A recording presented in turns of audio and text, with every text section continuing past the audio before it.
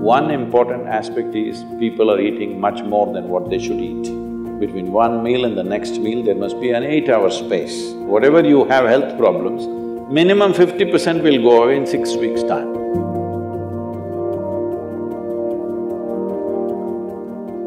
Namaskaram, Sadhguru. Fasting on auspicious days has existed in India since time immemorial, but many Indians believe that it's unscientific and illogical. Until the work on autophagy induced during fasting has been awarded the Nobel Prize. Even I started doing intermittent fasting this year. So why are such beneficial ancient practices being labeled orthodox and then immediately implemented once there is a Western approval? That's because you don't have the right color of the skin.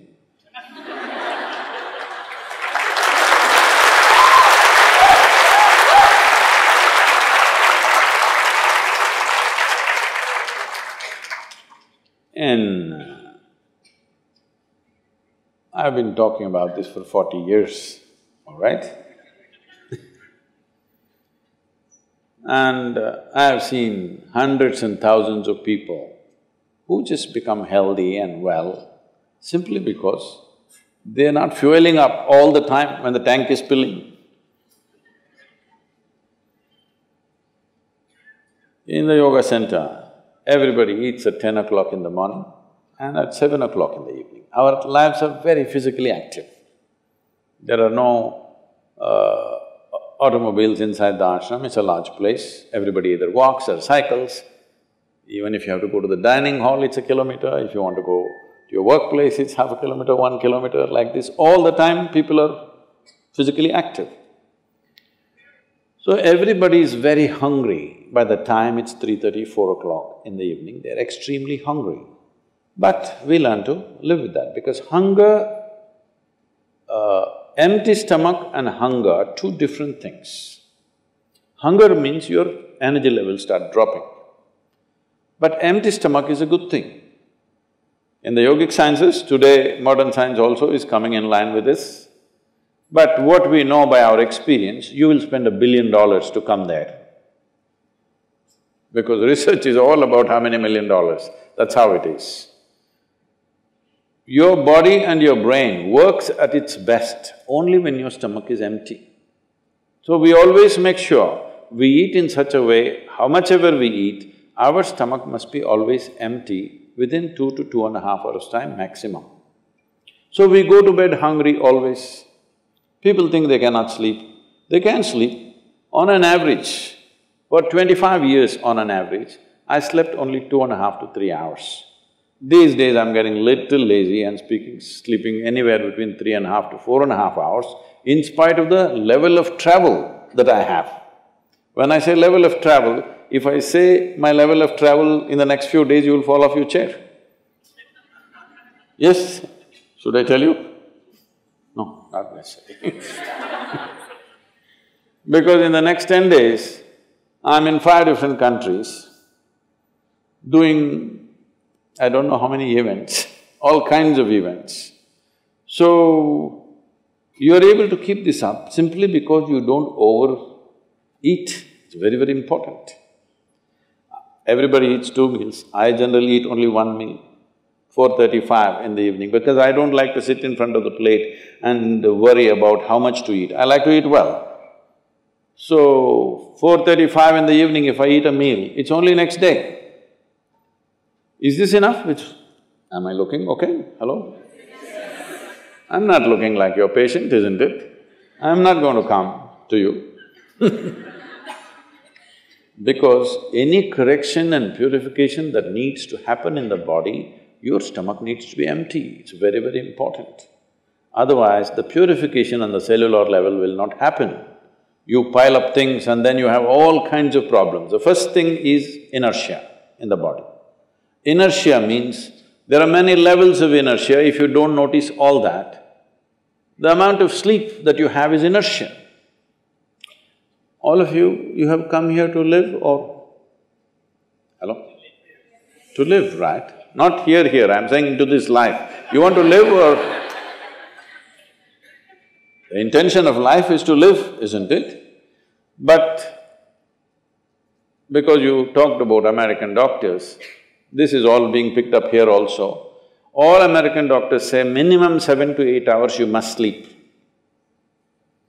So that means 1/3 of your life you must sleep. Another 2, 3 hours, 4 hours goes in bath, toilet, eating, this, you know. So literally 50% of your life is just maintenance. Suppose you have a vehicle, you have a motorcycle or a car, if it goes to service 1 day in a month, all right to keep it. If it goes to service 15 days in a month, this is a nuisance, isn't it so? Most people have made their systems into a nuisance because their own body is a big impediment in their life. Anything they want to do, their body will not allow them to do. So in this there are many aspects. One important aspect is people are eating much more than what they should eat. Simply because they have been told, you must eat more, otherwise you will become weak, this, that. No, it is the way you keep your body. A fuel… today everybody is trying to work towards a fuel-efficient car, motorcycle, everything. This means what? If the machine runs smoothly, it'll consume less fuel, isn't it? So if you sit here and you are very much at ease, now it'll consume less fuel. If you like this all the time, then it'll consume more fuel, it'll want you to eat. Compulsiveness will come about this. So, this new name, intermittent eating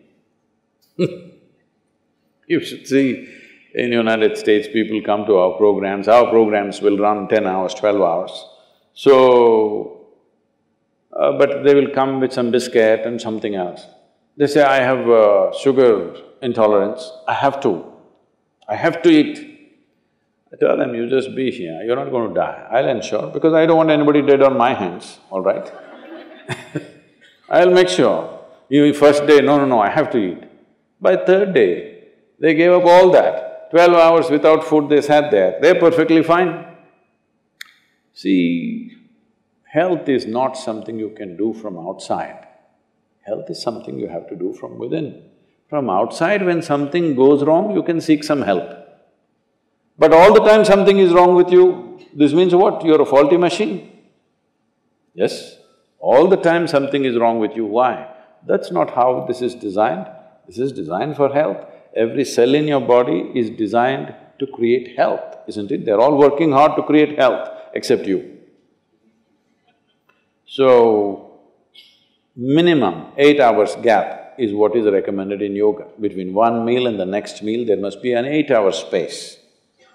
If you do this, you will see half your problems of health, whatever you have health problems, minimum 50% will go away in 6 weeks' time. If you do certain other things which may right now seem little extreme to you, if you have a little yogic practice, something meditative within you, then you will see 90% of your problem will go off. 10% if it still persists, we can treat it.